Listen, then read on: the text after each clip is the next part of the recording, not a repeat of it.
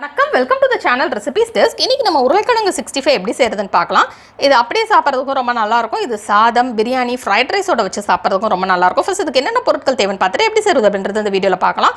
அதுக்கு முன்னால் அந்த ரெசிபீஸ் டெஸ்க் சேனல் நீங்கள் இன்னும் சப்ஸ்கிரைப் பண்ணல அப்படின்னா red colour subscribe button click பண்ணிட்டு பக்கத்தில் இருக்கிற பெல் ஐக்கான் ப்ரெஸ் பண்ணிக்கோங்க. அப்போ தான் நானுமே போடுற வீடியோஸ் எல்லாமே உங்களுக்கு உடனுக்குடன் கிடைக்கும். எதுவுமே மிஸ் பண்ணாமல் இன்ஸ்டண்ட்டாக பார்க்க முடியும். இப்போ தேவையான பொருட்கள் பார்த்துடலாம். 4 உருளைக்கிழங்கு, 2 டீஸ்பூன் இஞ்சி பூண்டு விழுது, 2 டேபிள் ஸ்பூன் வத்தல் தூள், 1 டேபிள் ஸ்பூன் மல்லித்தூள், 1 டீஸ்பூன் மஞ்சள் தூள், 1/4 teaspoon garam masala, 1 table spoon தயிர், 2 டீஸ்பூன் சோள மாவு, அரை எலுமிச்சம்பழம். ஃபஸ்ட்டு நம்ம ஒரு பவுலில் வத்தல் தூள், மல்லித்தூள், மஞ்சள் தூள், கரம் மசாலா சேர்த்துடலாம். நெக்ஸ்ட் இதில் நம்ம டிஷ்ஷுக்கு தேவையான அளவு உப்பு சேர்த்துடலாம்.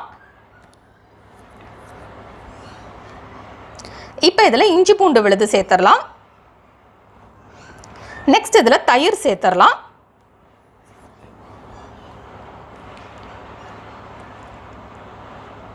நெக்ஸ்ட் இதில் எலுமிச்சம்பழத்துல இருந்து சாறு சேர்த்துடலாம்.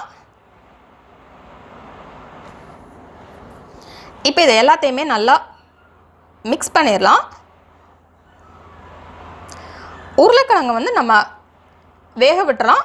அதை ரெண்டாக கட் பண்ணி நீங்கள் குக்கரில் போட்டாலும் வேக வைக்கலாம். அதெல்லாம் கொஞ்சமாக தண்ணியை வச்சுட்டு ஒரு கண்ணாக இருக்கிற பாத்திரத்தில் மேலே நீங்கள் உருளைக்கிழங்கு வச்சு வேக வைக்கலாம். எப்படினாலும் நீங்கள் வேக வைக்கலாம். எப்படியா இருந்தாலும் முக்கால் பதத்துக்கு நம்ம வேக விட்டால் போதும். ஏன்னா நம்ம ஃபுல்லாக வேக வச்சோம் அப்படின்னா நம்ம இதில் போட்டு மிக்ஸ் பண்ணுறப்ப எல்லாமே மேஷ் ஆகிடும். அதனால் நம்ம அதை வேக விட்டுட்டு தோலெல்லாம் நம்ம வந்து எடுத்துகிட்டு இந்த மாதிரி சின்ன சின்ன துண்டாக நம்ம வந்து கட் பண்ணிடலாம். கட் பண்ணிவிட்டு இப்போ இதை வந்து உள்ளே சேர்த்துடலாம். சேர்த்துட்டு இப்போ இதை நல்லா மிக்ஸ் பண்ணிடலாம்.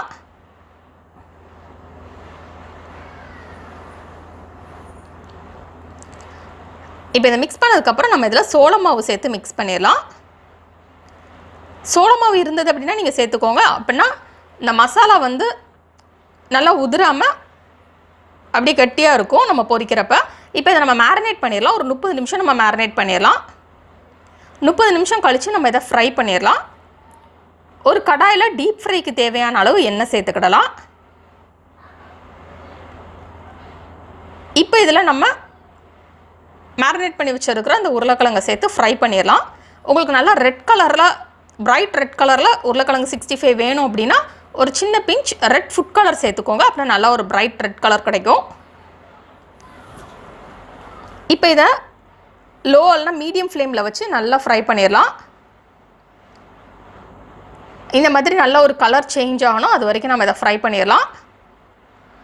அப்படியே நம்ம மீதம் இருக்கிற எல்லாத்தையுமே ஃப்ரை பண்ணிடலாம். இப்போ நமக்கு சுவையான உருளைக்கிழங்கு 65 ரெடி.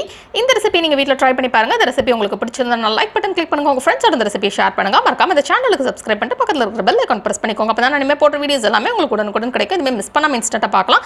இந்த ரெசிபி பார்த்ததுக்கு ரொம்ப நன்றி. தொடர்ந்து இந்த சேனலுடைய இணையங்கள் புதிய புதிய ரெசிபிகளுக்காக.